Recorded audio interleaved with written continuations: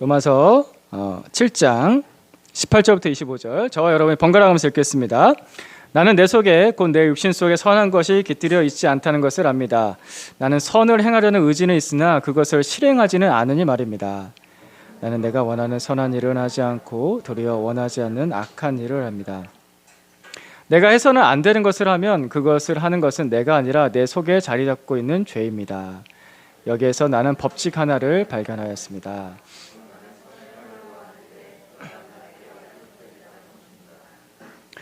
나는 속사람으로는 하나님의 법을 즐거워하나 내 지체에는 다른 법이 있어서 내 마음의 법과 맞서서 싸우며 내 지체에 있는 죄의 법에 나를 포로로 만드는입니다. 나는 비참한 사람입니다. 누가 이 죽음의 몸에서 나를 건져주겠습니까? 우리 주 예수 그리스도를 통하여 나를 건져주신 하나님께 감사를 드립니다. 그러니 나 자신은 마음으로는 하나님의 법을 섬기고 육신으로는 죄의 법을 섬기고 있습니다. 아멘.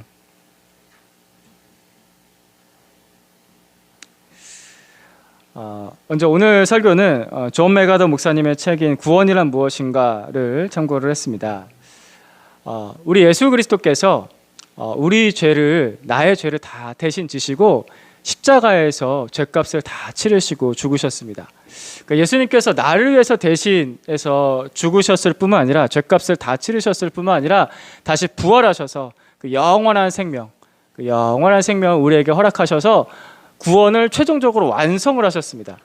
그리고 나서 하나님 나라로 올라가셨죠. 근데 올라가시기 전에, 우리 예수님께서 올라가시기 전에 우리를 혼자 두는 것이 너무 안타까우셨고, 그리고 혼자 두실 수가 없어서 고아처럼 두지 않으시겠다라고 약속하시면서 성령님을 우리에게 보내주시겠다라고 약속을 해주셨습니다. 그리고 우리 하나님 아버지께서는 우리 예수님을 통해서 구원을 이루신 다음에 우리를 이제는 그냥 멀리 있는 사람이 아니라, 죄인이 아니라, 원수가 아니라 나의 자녀, 나의 아들, 딸이라고 부르시면서 아들의 영, 성령을 예수님께서 간구하신 대로 우리에게 보내주셨습니다. 그래서 성령님이 우리에게 오셔서 예수님을 알도록, 복음을 듣도록, 잘 믿을 수 있도록 도와주시고, 뿐만 아니라 그래서 우리가 하나님을 아버지라고 부를 수 있게 우리를 이끌어 주십니다. 그리고 성령님은 교회 공동체를 세우셔서 우리 관계 안에, 우리 여러 가지 관계 안에, 우리 일터와 가정과 우리 친구 관계 속에, 또 믿는 교우들과의 관계 속에 하나님의 나라를 이루시는 일들을 성령님께서는 지금도 그 일을 하고 계십니다. 그래서 예수님께서, 하나님께서, 우리 성령님께서 이 구원을 정말 완벽하게 이루셨습니다. 이거는 하나님께서 하신 일입니다. 정말 놀라운 구원이고 완벽한 구원입니다. 이 구원은 계속해서 지금도 이루어져 가고 있습니다. 그 옛날부터 지금까지, 오늘 우리가 지금 있는 이 자리까지. 그래서 하나님께서 이 일을 다 이루셨기 때문에 이제 우리는 예수님 그냥 잘 믿고, 그죠? 구원받고, 그죠? 성령 충만하게 잘 살면 됩니다. 아멘이십니까? 네, 아멘. 하고 이제 설교 끝나면 됩니다. 근데 자, 여기까지 들으시면 질문이 하나가 떠오를 수 있습니다. 어떤 질문이냐면은, 그런데 왜 나는 그렇게 살지 못하지? 라는 겁니다. 그러신가요? 아니, 하나님께서, 예수님께서, 성령님께서 그렇게 잘 다 이루어 주셨으면, 그래서 교회까지 이렇게 세워 주셨고 완벽하게 다 이루셨다고 하는데 왜 나는 예수님을 잘 못 믿는 거지? 왜 나는 성령 충만하지 못하지? 라는 그런 질문이 올라올 수 있습니다. 문제점은 먼저, 자, 이런 고민을 평상시에는 잘 안 한다는 거죠. 그러니까 월요일부터 토요일까지 바쁜 일상 속에서는 이 고민이 잘 안 나와요. 어쩌다 가끔 그럴 수 있는데 잘 안 나오고, 또 하나는 이런 고민을 한다고 하더라도 답이 없는 위로를 받습니다. 그러니까 남이 나한테 위로를 하거나 아니면 나 스스로 이런 위로를 합니다. 나 스스로도 그 위로를 다들 이렇게 하시더라고요. 괜찮아. 다들 원래 그래. 뭐 그런 가지고 고민을 하나. 다 똑같아. 그리고 또 옆에 있는 사람도 그러죠. 다 같이 죄인이잖아. 우리는 연약해. 어쩔 수 없어. 그렇게 사는 거지 뭐. 너도 죄인, 나도 죄인, 우리 모두 죄인. 네, 틀린 말은 아니에요. 틀린 말은 아닌데 이런 위로는요, 어설프죠. 어설픈 위로는 위로가 되지 않습니다. 능력이 없습니다. 정말 위로는, 진짜 위로는 나에게 힘을 주고 나를 변화시키는데 어설픈 위로는, 능력 없는 위로는 그냥 지치게 하죠. 그냥 그런가 보다, 그냥 한숨 짓고 끝납니다. 그리스도인의 고민이 있습니다. 그러니까 해야 될 고민이 있습니다. 그리스도인의 탄식이 있습니다.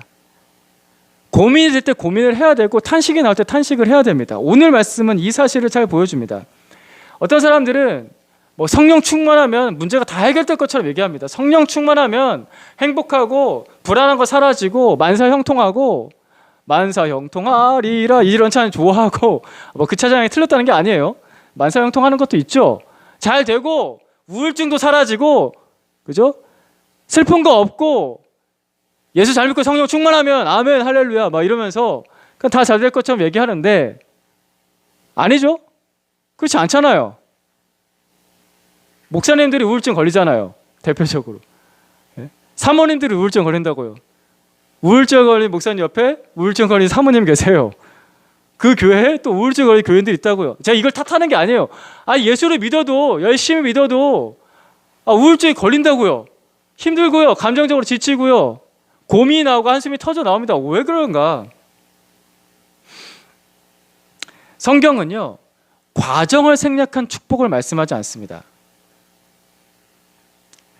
사람의 욕심은 과정을 생략해버리고 싶습니다. 이런 과정들이 있는데 그런 과정들은 좀 귀찮고 지치고 힘드니까 넘어가고 싶어요.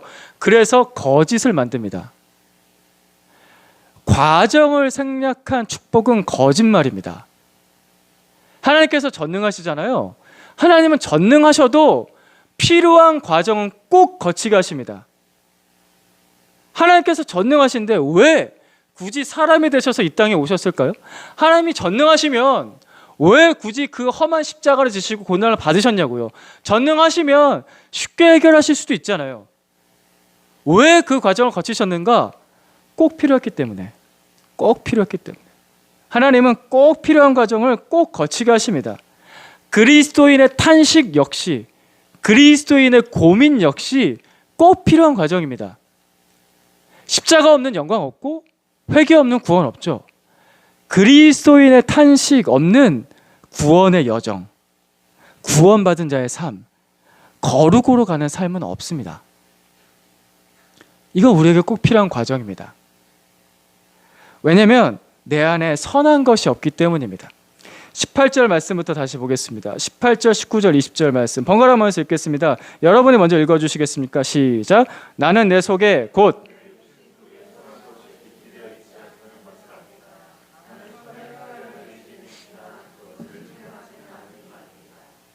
나는 내가 원하는 선한 일은 하지 않고 도리어 원하지 않는 악한 일을 합니다. 내가 해서는 안 되는 것을 하면 그것을 하는 것은 내가 아니라 내 속에 자리를 잡고 있는 죄입니다. 아멘. 여러분 이 말씀 다시 보니까 꼭 내 얘기하는 것 같지 않으세요? 내 속에 선한 거 없습니다. 선을 행하려는 의지는 있으나 뭐 해보려고는 하는데 그건 실행하지 않아요. 내 얘기하는 것 같지 않으십니까? 참 내 얘기하는 것 같은 이 로마서 7장에 나오는 이 이야기가 내 얘기하는 것 같은데 그래서 알 것 같은데 또 한편으로 근데 이건 뭐지? 라는 질문들이 떠오르게 하는 본문이 로마서 7장입니다. 그래서 로마서 7장에 대한 해석에서 여러 가지 의견들이 많습니다. 현재까지도요. 여러 가지 의견들이 많습니다. 먼저는 질문 중에 하나는 여기서 나라는 사람이 나오는데 이 나라는 사람은 바울을 말하는 건가? 로마서를 바울이 기록했으니까 바울을 말하는 건가? 아니면 어떤 그 일반적인 사람을 대표해서 말하는 그런 나라는 특정한 대상을 만든 것인가? 라는 생각들. 두 번째는 그렇다면 그 나라는 사람은 구원받기 이전을 지금 이야기하고 있는 건가? 구원받기 이전에 그 죄 속에서 어려운 상태를 이야기하는 건가? 아니면 구원받은 이유를 지금 이야기하고 있는 건가? 읽다 보면 이런 질문들이 대표적으로 떠오릅니다. 자, 근데 이 설명을 제가 다 풀어서 다 하자면은 시간이 많이 필요하기 때문에 여러분 그걸 다 설명하는 거 원하지 않으시죠? 그죠? 그러면은 다 이렇게 주무시고 계실 거예요. 그래서 제가 정리해서 말씀을 드리겠습니다. 먼저 이 말씀에서 나오는 나라는 사람은 1차적으로는 바울 자신의 이야기가 맞습니다. 바울이 자신의 이야기를 합니다. 자신의 간증, 자신이 어떤 신앙 상태에 있는지에 대해서 솔직하게 이야기를 합니다. 그래서 또한 이 말씀은 나에게, 오늘 나에게, 내가 지금 성경에 있는 나에게도 적용되는 말씀입니다. 그렇게 보시면 되겠습니다. 두 번째는 이 말씀에서 나오는 나는 구원받기 전이 아니라 구원받은 이후의 사람을 말합니다. 이거를 헷갈리기 시작하면 이 말씀을 해석하는 데에서 엉키고 설킵니다. 여기는 구원받고 난 사람, 구원받았는데 그 사람이 겪는 신앙의 과정에 대해서 지금 이야기를 하고 있다라는 것입니다. 20절 말씀에 보시면은, 그래서 이 20절 말씀도 이제 논란의 소지가 있거든요. 이게 뭐냐면은 내가 잘못한 걸 가지고서 남 탓을 하는 것처럼 보여요. 이러면은 곤란해져요. 20절 말씀을 그렇게 해석하시면 안 됩니다. 내가 잘못해놓은 것은 죄라는 어떤 인격체를 만들어 놓고선 이건 그 죄 때문이야 라고 남 탓하는 게 아니라 뭔 말을 하고 있냐면은 나는 구원을 받았는데 근데 내 안에 죄가 여전히 있어요. 지금 이 얘기를 한 거예요. 내 속에 죄가 자리를 잡고 있습니다. 내 육신 속에 선한 게 없습니다. 내 속에는 죄가 자리를 잡고 있습니다. 지금 이 얘기를 하고 있는 겁니다. 이것은 구원받은 자의 정말 솔직한 고백입니다. 이것이 구원받은 자의 탄식입니다. 이제 조금 정리가 되셨죠? 이 정리된 상태에서 넘어가 보겠습니다. 근데 이제 예수 안 믿는 사람들이 보게 되면요, 이런 이야기를 듣게 되면요, 이런 모습들을 보게 되면은 예수 안 믿는 사람 입장에서 예수 믿는 사람 바라볼 때 예수 믿으면 착하게 살아야지, 거룩해져야지, 죄 안 지어야지, 그게 맞는 게 아니야? 예수 왜 믿은 거야? 이 말도 맞죠? 예, 예수 믿으면요 거룩해집니다. 죄를 끊어내는 것들이 있습니다. 그렇다고 해서 구원받았다고 해서 나의 죄성이, 내가 죄를 짓고 싶어하는 그 죄의 본능이 아예 사라지는 것은 아닙니다. 성경은 이것을 이야기하고 있습니다. 그럼 이전과는 뭔 차이가 있는가? 구원받고 나면 죄 용서받는다며, 근데 죄성은 또 안 사라지는 건 뭐야? 그죠? 구원받은 이후와 구원받기 전과 차이점이 있어야 될 거 아니에요. 무슨 차이점이 있냐? 나의 죄를 더욱더 선명하게 보는 게 차이점입니다. 구원받기 전에는 내 죄가 뭔지 잘 몰라요. 그러니까 어렴풋이 알고 그냥 좀 이렇게 어설프게 이해를 해요. 그러니까 겨우 죄라는 것을 인지하는 것은 구원받기 전에요. 도덕적인 죄 정도만 인지합니다. 뭐 엄마한테 거짓말했어요. 다른 사람 돈을 훔쳤어요. 그래서 좀 더 나가서 이제 사회법을 어기는 거죠. 예, 횡단보도 파란 불일 때 안 건너고 빨간 불일 때 건넜어요. 과속 위반했어요. 보통 이 정도잖아요. 남을 때리거나 사기치거나 이렇게 되면 이제 구속되는 거잖아요. 근데 그런 사람도 여기 별로 없으니까. 예. 그 정도, 도덕법이나 사회법을 어기는 정도의 죄 정도까지만 인지를 하죠. 내가 하나님을 거부하는 것을 죄라고 인지를 못합니다. 구원받기 전에는. 부모를 버리면 폐륜이라는 것을 알잖아요. 근데 나를 사랑하시고 나에게 생명 주신 하나님을 버리고 무시하는 것은 폐륜이라고 생각하지 않습니다. 하나님께서 하나밖에 없는 친아들을 나 때문에 버리고 그만큼 나를 사랑하셨는데 그 사랑을 무시하면 죄라는 것을 모릅니다. 서로 사랑하면서, 연애할 때 서로 사랑할 때 애인이 나를 무시하면, 나의 사랑을 무시하면 그건 잘못했어라고 얘기하면서 하나님의 사랑을 무시하는 것은 죄라고는 생각하지 않는다고요.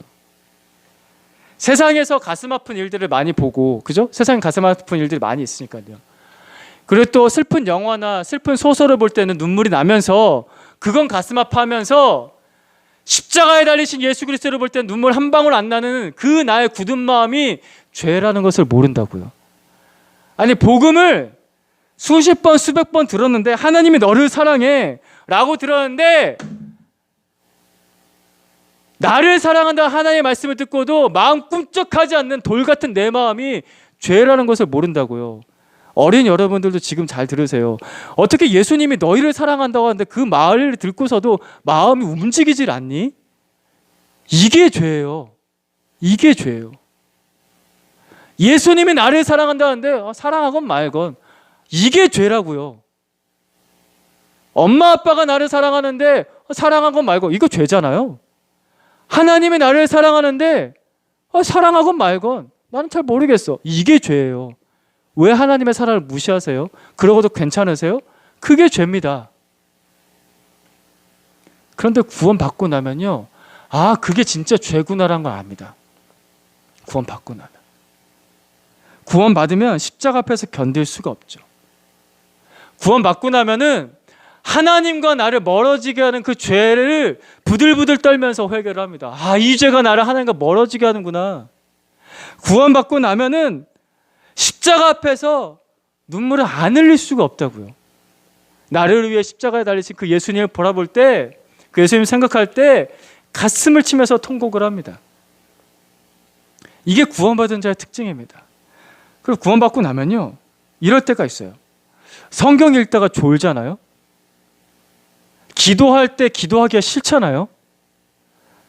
성경 읽다가 졸고 기도하다가 기도가 안 되고 기도가 싫어지는 나를 볼 때 한숨이 터져 나옵니다. 왜 이러나 내가 진짜. 나 진짜 왜 이러나.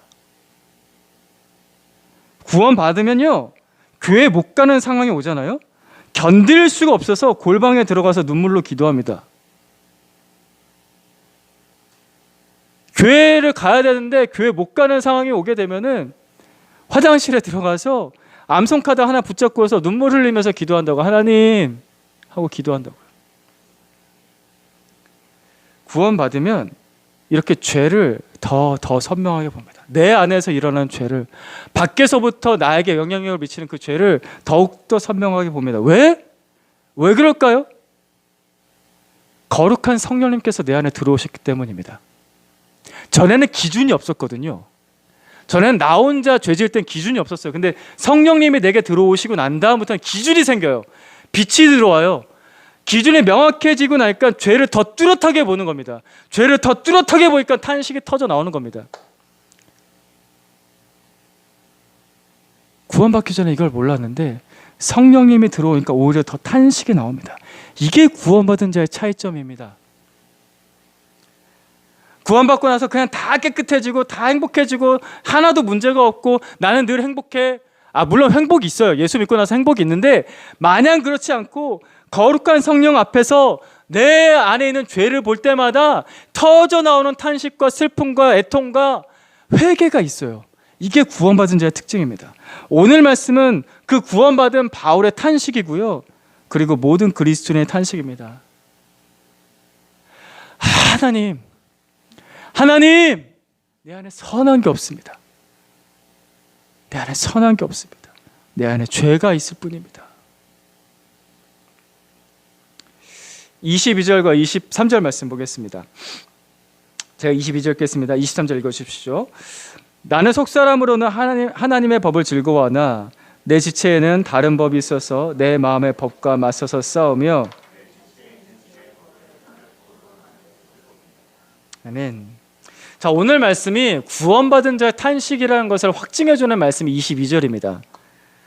나는 속사람으로는 하나님의 법을 즐거워하나. 자, 보시세요. 구원받기 전에는 이런 말이 나올 수가 없어요.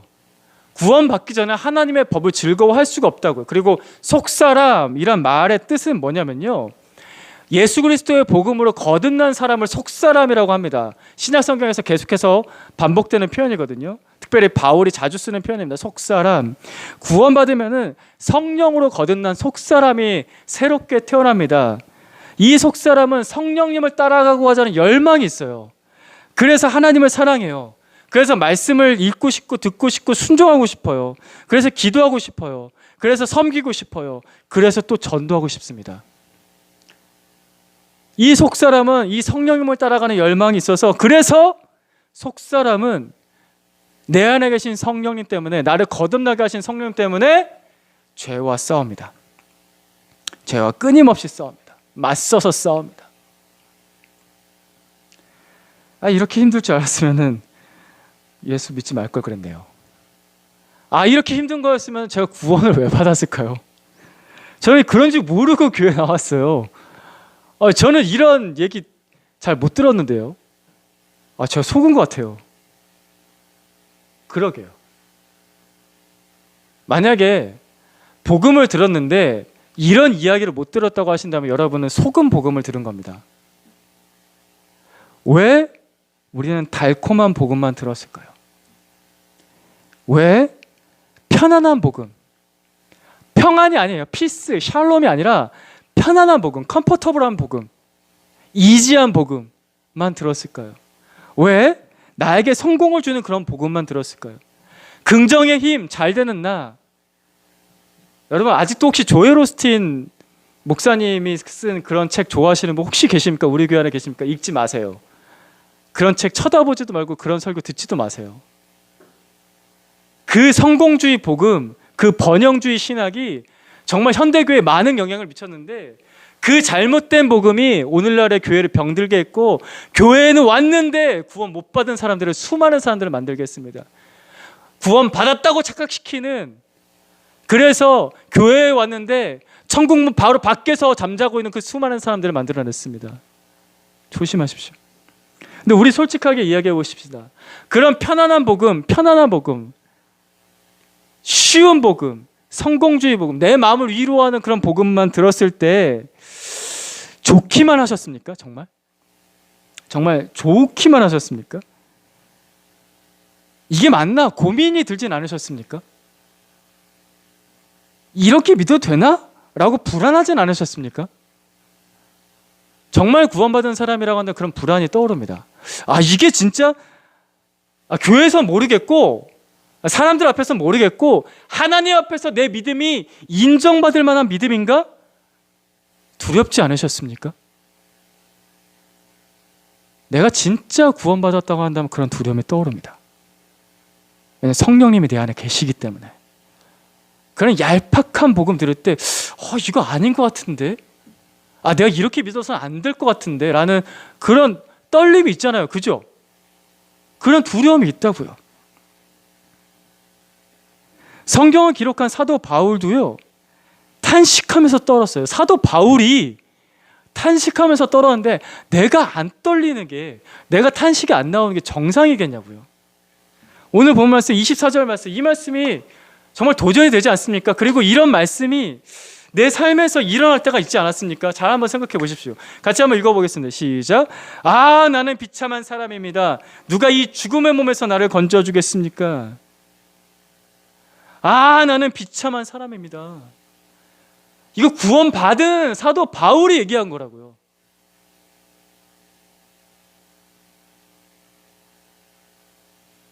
나는 정말 구원받았을까요? 여러분 정말 구원받으셨습니까? 만약 나에게 이런 거룩한 탄식이 없다면 나는 구원받은 사람 아닙니다. 만약 내가 그냥 달콤한 복음, 편안한 복음, 위로의 복음만 좋다고 한다면 그 사람은 구원받은 사람 아닙니다. 그런 나는 구원받은 사람 아닙니다. 죄 때문에 탄식하는 사람.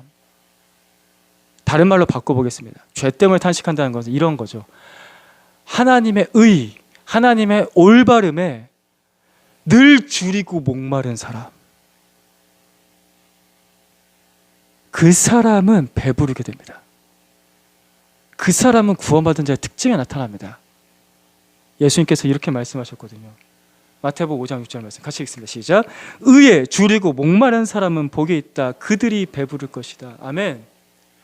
예수님께서 팔복, 산상순 중에서 8가지 복을 말씀하셨던 이 팔복의 말씀은 제가 작년인가 재작년인가 설교를 했었죠. 팔복은 구원받는 사람의 특징을 말씀하는 말씀입니다. 24절 로마서 7장 24절에서 사도 바울이 한 얘기랑 예수님께서 말씀하신 이 얘기랑 일맥상통합니다. 죄 때문에 탄식한다라는 것은 하나님의 옳음, 하나님께 인정받는 그 의에 늘 줄이고 목마른 겁니다. 그 사람이 배부릅니다. 목마른 자가 마실 것이고 배고픈 자가 배부르게 될 것입니다. 이게 하나님의 법칙입니다. 그리고 여러분, 이게 살아있는 사람의 특징입니다. 그죠? 일반적으로도 얘기해 볼게요. 살아있는 사람 늘 배고파합니다. 그죠? 살아있는 사람 늘 목말라합니다. 그죠? 내 영혼이 구원받은 사람은 늘 목마르고 늘 배가 고픕니다.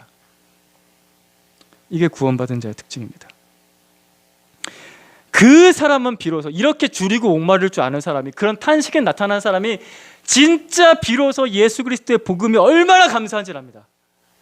그냥 예수님이 나를 사랑해, 좋아, 이 정도가 아니라 줄이고 목마른 사람은 늘 그 복음이, 그 예수님의 십자가 나에게 얼마나 감사한 건가, 라는 진정한 감사가 그 사람에게서 비로소 터져 나오거든요. 25절 말씀이 그런 감사입니다. 24절에서 이어지잖아요. 아, 나는 비참한 사람입니다. 누가 이 죽음의 몸에서 나를 건져주겠습니까? 하고 나서 24절에서 이렇게 감사합니다. 24절 있습니다. 25절 있습니다. 시작. 우리 주 예수 그리스도를 통하여 나를 건져주신 하나님께 감사를 드립니다. 그러니 나 자신은 마음으로는 하나님의 법을, 육신으로는 죄의 법을 섬기고 있습니다. 아멘. 24절 뒷부분도 이거 똑같은 얘기하는 거예요. 내 안에 하나님의 법이 왔어요. 성령님을 통해서. 근데 여전히 죄의 법이 있어요. 이 두 개를 동시에 인정하는 거예요. 이런 싸움이 내 안에 있지만, 이런 갈등이 내 안에 있지만 그래도 이 사람은 감사합니다. 왜요? 예수 그리스도를 값주고 나를 구원하신 하나님 때문에, 그 핏값으로 나를 구원하신 그 하나님 때문에, 그 하나님은 반드시 이 구원을 완벽하게 완성하실 것이기 때문에 그 사람은 감사합니다. 소망을 잃지 않고 감사합니다. 매일 줄이고 매일 목말라도 그 사람은 감사합니다. 왜냐하면 그분이 내 하나님께서 나에게 마시게 하실 것이고 나에게 배부르게 하실 것이기 때문에, 그래서 감사합니다. 이게 진짜 감사합니다. 이게 예수 믿는 사람 실제 삶에서 부딪혀가면서 그냥 말랑말랑하게 그냥 교회 와서 아, 하나님 너를 사랑, 이게 아니라 내 삶에서 내 죄와 맞닥뜨려가면서 진짜 나오는 감사, 이게 진짜 감사입니다. 여러분의 이 감사가 있길 바랍니다. 그러자면 탄식이 있어야 됩니다. 성령께서 내게 주신 탄식, 성령께서 내게 주신 고민 앞에서 아, 괜찮아, 뭐 다 그런 거지 하고 넘기지 마세요. 또 아직 구원받지 못하신 분들도 하나님께서 내가 이 복음을 듣게 하시고 이렇게 답답한 마음을 느끼게 하실 때 아, 괜찮아, 아, 그러고 넘기지 마세요. 필요한 과정이 있다고요. 꼭 필요한 과정이 있습니다. 오늘 또다시 이 불편한 복음 듣고 있습니다. 왜 듣냐면 내 마음을 갈아엎기 위함입니다. 딱딱한 땅은 그보다 딱딱한 곡괭이로 쟁기질하고 갈아엎어야 부드러워지죠. 땅에 틈새가 생겨야 공기가 통하고 물길이 통해서 씨가 심겨지고 열매를 맺습니다. 저 밖에 방금 차 타고 오셨던 아스팔트처럼 깔끔하고 멋있게 깔린 땅에는 잡초는 자랄지언정 곡식이 자라고 열매를 맺을 수는 없습니다. 복음은 결코 달콤한 사탕이 아닙니다. 성경에 나오는 복음은 입에는 쓴데 내 속에 들어가면 나를 살리는 약입니다. 오늘도 예수 그리스도의 복음을 듣고 살길 바랍니다. 진짜 감사, 내 삶에서 부딪혀 나오는 감사. 아, 하나님 감사합니다.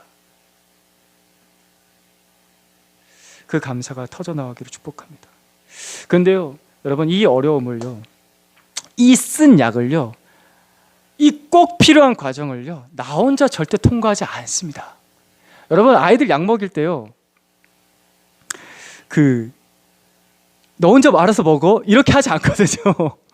엄마 아빠들이 꼭 옆에 같이 있어요. 옆에 같이 있어서 그 약 타주고 괜찮아, 이러면서 써도 꿀꺽 삼켜, 꿀꺽, 괜찮아, 꿀꺽 항아에서 삼키고 나면 알았어 하고 나면은 엄마가 또 이제 다음 먹을 것도 주고 하면서 입안에 쓴기를 개운하게 해주잖아요. 절대 아이에게 쓴 약 혼자 먹이지 않습니다.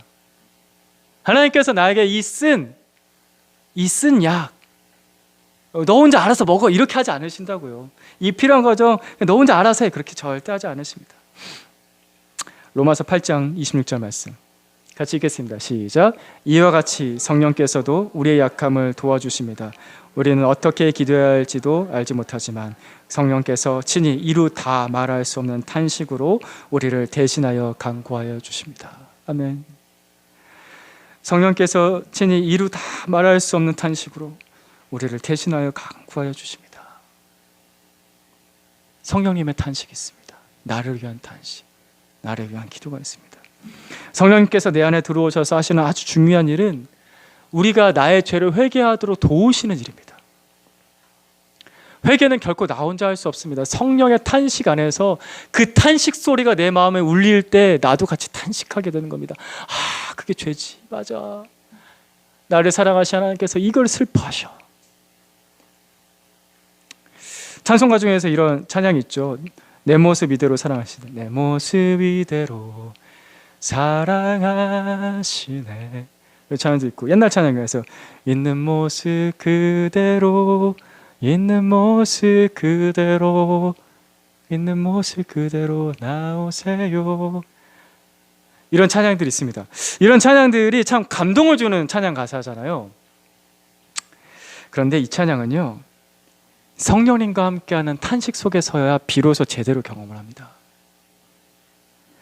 내가 탄식하는 그 자리에서 나와 함께 탄식하시는 성령님께서 나를 그 자리에서 받아주신 걸 경험합니다. 여러분, 이 찬양 가사 같은 경우가 진짜 딱 그 사탄 같은 복음 전하기 좋은 가사예요.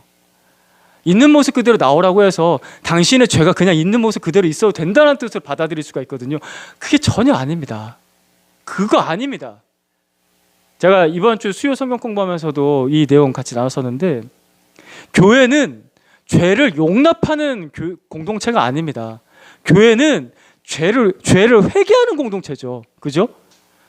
있는 모습 그대로 나오라고 해서 당신이 뭐 잘못한 거 있어도 괜찮아요. 그래도 하나님은 당신을 사랑하시죠. 그래도 당신은 구원받을 거예요. 그 말 때문에 그 사람 구원 못 받습니다.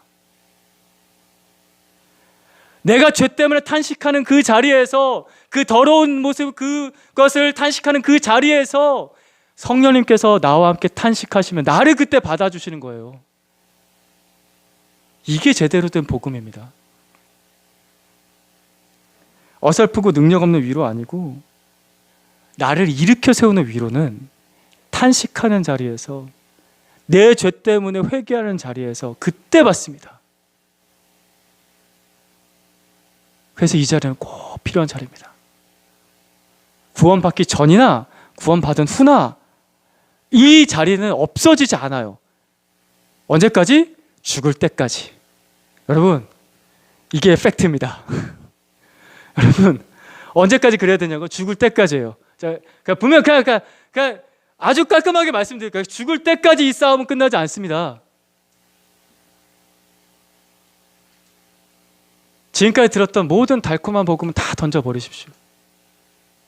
우리는 구원 받았습니다. 예수 그리스도의 복음으로 구원 받았습니다. 그리고 구원 받고 있습니다. 날마다 구원 받고 있습니다.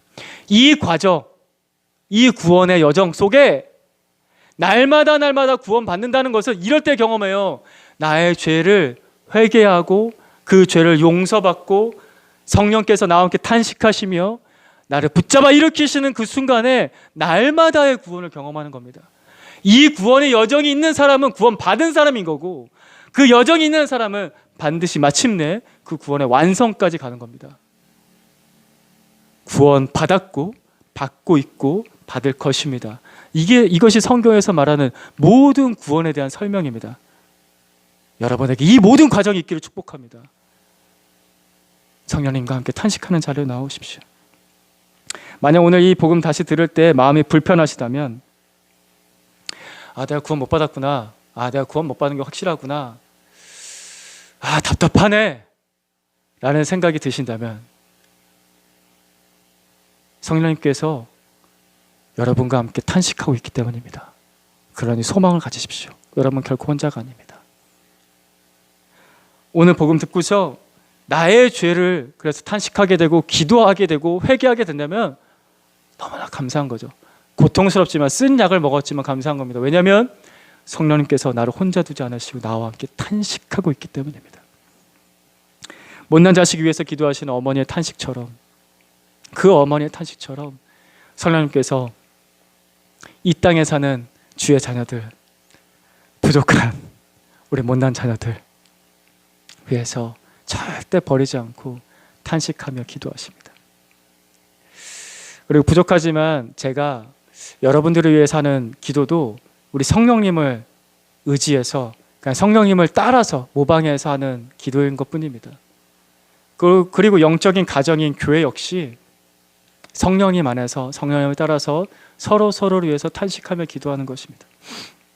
이 기도가 하늘에서 이루어진 것처럼 땅에서도 이루어집니다. 우리 그런 기도하십시다.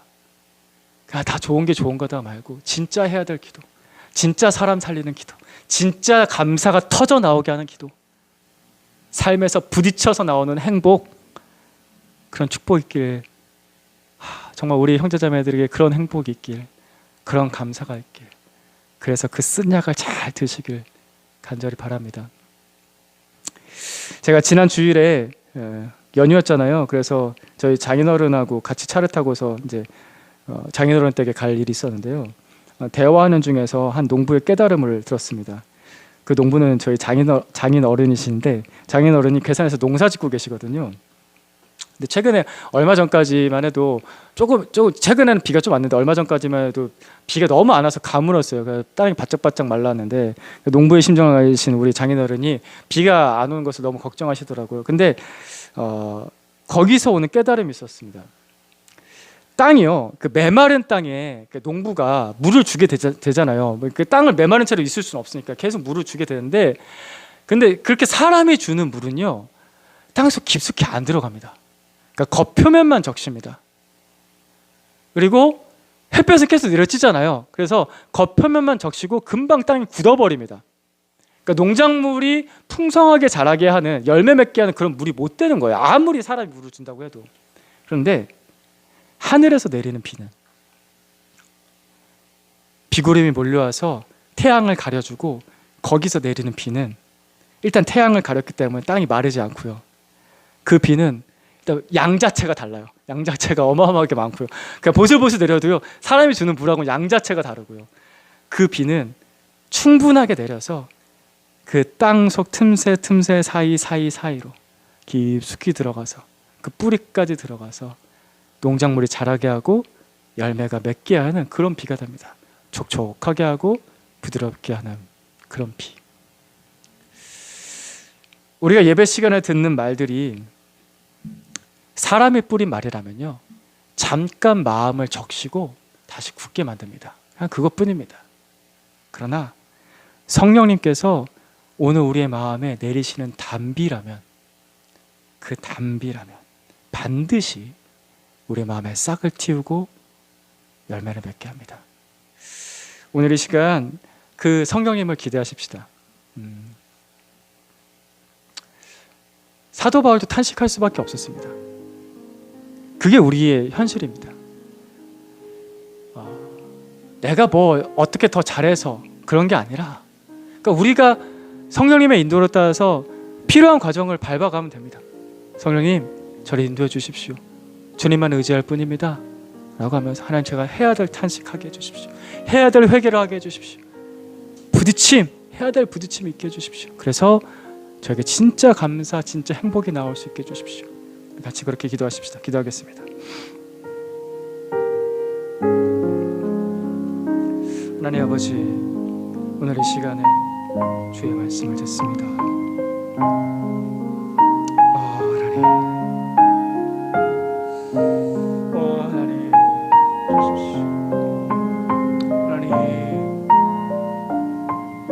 주여, 저의 말을 묻답니다. 주님의 말씀은 반드시 그 일을 이루십니다. 주의 말씀은 땅에 내리는 비와 같아서 하나님, 이 땅에 와서 반드시 해야 될 일을 이루시고 완성하시고 그 일을 성취하십니다. 하나님, 그 말씀이 우리 마음같이 하나님 우리 가운데 일하여 주시기를, 오 주 성령께서 하나님 그 진리의 영께서 우리 가운데서 일하여 주시기를, 하나님 그 뜻하신 일을 성취하여 주시기를 기도합니다. 주님만 의지합니다. 주의 성령께서 우리 각 사람 마음을 두드려 주시고, 하나님 때로는 단비처럼 보슬비처럼, 때로는 하나님 아버지 온 땅을 충분하게 적시는 소나기처럼 아버지 우리의 마음을 적셔 주셔서 하나님 아버지 성령의 인도하심 가운데 아버지 우리 죄를 보고, 하나님 내 안의 죄를 보고 탄식하며 기도하는 회개가 터져나오게 해주십시오. 하나님, 제가 여전히 주님 앞에 불충합니다. 하나님, 제가 여전히 주님 앞에 충성스럽지 못하고 게으릅니다. 아버지, 제가 여전히 두 마음을 품고서 세상과 하나님 아버지 주님께 감히 양다리를 거칠 수 있다고 착각하고 있습니다. 아버지 아주 큰 착각을 하고 있습니다. 아버지 이 세상에서의 편안함과 안락함을 누리려고 하나님 아버지 제가 자꾸 타협하려고 합니다. 하나님 아버지 내 안에 하나님을 위하여서 드리는 나의 모든 것, 마음, 감정, 육체, 힘, 물질, 아깝다고 여기는 것들이 아직도 있습니다. 하나님 아버지 용서해 주십시오. 주님 나를 사랑하셔서 아들까지 주셨는데 아직도 내가 주님께 무엇을 드리는 것이 아깝다고 생각하는 아버지 이기적인 마음을 주님께서 용서해 주시고, 하나님 아버지 주님께서 주시는 그 사랑을 제대로 받지 못하는, 하나님의 사랑이 얼마나 큰 것인지 잘 알지 못하고 세상 바라보면서 아버지 그것에 홀려서 그것에 끌려서 주님 사랑하는 마음이 시끄러울 때가 사그라들 때가 너무나 많습니다. 하나님 용서해 주시옵소서. 하나님을 거부하는 나의 마음을, 하나님을 향해서 뒤돌아서 있는 나의 마음을, 하나님을 외면한 채 하나님 잊어버린 채 사는 그 하루하루를 주님 앞에 회개합니다. 주님 앞에 회개합니다. 용서해 주십시오. 아버지 기뻐도 주님과 함께 기쁘고, 아버지 슬퍼도 주님과 함께 슬프고, 행복해도 주님과 함께 행복하고, 하나님 아버지 고난을 겪고도 주님과 함께 고난을 겪는 그런 삶 살기를 원합니다. 하나님 나의 하나님 내 평생에 하나님 아버지 단 하나님 몇 년이라도 그런 성령 충만한 삶 살기를 간절히 소원합니다. 하나님 아버지 이번 주 다시 시작할 때 아버지 세상에 치이고 지칠 때마다 아버지 내가 세상 붙잡고 또 다른 돈, 또 다른 세상의 즐거움, 하나님 아버지 하나님을 대체하는 그 모든 것 붙잡고서 그 즐거움으로 대체하는 것, 그런 어리석은 행동하지 말게 하여 주시고, 세상에서 탄식할 때, 세상에서 목마르고 배고플 때 하나님 부르는 자, 내 주 예수 그리스도를 붙잡는 자, 아버지 그 반석에서 나오는 그 담비, 그 생수, 하나님 나를 먹이시는 그 피와 살을 먹는 자, 하나님 주님으로 만족한 자, 주님으로 배부른 자, 주님으로 마시는 자 되게 하여 주시옵소서. 하나님 어리석은 자의 죄를 용서하여 주시고, 하나님 내가 탄식해야 될 기도를 하게 하옵소서. 하나님 내가 해야 될 회개를 하게 하소서. 하나님 아버지 우리 형제자매들 중에서 구원을 향하여서 갈망하는 사람들마다 그 답답한 심령마다, 하나님 어떻게 해야 될지 모르겠는 그 마음마다 하나님 그 딱딱한 마음을 하나님의 손으로 두드려 주시고, 하나님 갈아엎어 주셔서 오늘도 이 말씀으로, 오늘 주의 말씀으로, 하나님 주님의 말씀으로 갈아엎어 주셔서 하나님 심겨지게 하시고 들어가게 하시고 담비를 내려주시고 부드럽게 하소서. 하나님 싹이 트는 것을 보게 하소서. 열매를 맺는 것을 보게 하소서. 주님 죄를 보고 깨닫고 회개하게 하시고, 하나님 성경에 말씀하신 우리 주님께서 말씀하신 그 참된 복을 받고 주님께 감사합니다. 진짜 감사가 나의 삶에서 부딪혀 나오는 감사가 하나님 터져 나오게 해주십시오. 우리를 홀로 두지 않으시는 우리 성령님 감사합니다. 우리를 위해서 기도하시는 성령님께 또한 감사합니다. 우리에게 성령님을 보내주시고 또한 주님 보좌 우편에서 우리를 위해서 간구하시는 우리 주 예수님 감사합니다. 그 기도를 듣고 계시며 우리를 향한 사랑을 끊이지 않고 베풀어 주시고 쉬지 않으시는, 오늘도 쉬지 않고 일하시는 내 아버지 하나님, 오늘 나로 하여금 우리로 하여금 쉬게 하시는데 주님은 쉬지 않고 일하여 주셔서 감사합니다. 이 구원의 일을 베푸시는 주님을 찬양합니다. 주님을 의지합니다. 주님을 의지합니다. 주님께서 주시는 구원 충만하게 하소서. 이루어 주소서.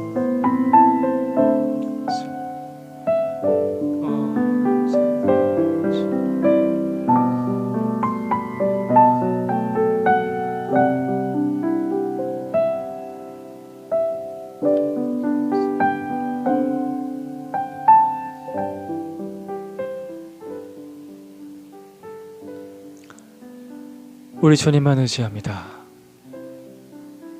정말 주님만 의지합니다. 그렇게 살고 싶습니다. 주님, 잊어버릴 때마다 탄식하며 이 기도가 터져 나옵니다. 다시 또 터져 나옵니다. 그래서 주님 손 다시 또 붙잡습니다. 포기하지 않고, 멈추지 않고, 뒤돌아서지 않고, 타협하지 않고, 우리 주님 나를 위해서 쉬지 않고 일하시듯이 나도 주님께 이 기도를 하는 것을, 주님 부르는 것을 쉬지 않겠습니다. 우리의 기도 받아주시고 우리 탄식 가운데 함께 하시는 성령님, 우리를 안아주십시오. 품어주십시오. 우리 주 예수님의 이름으로 기도드립니다.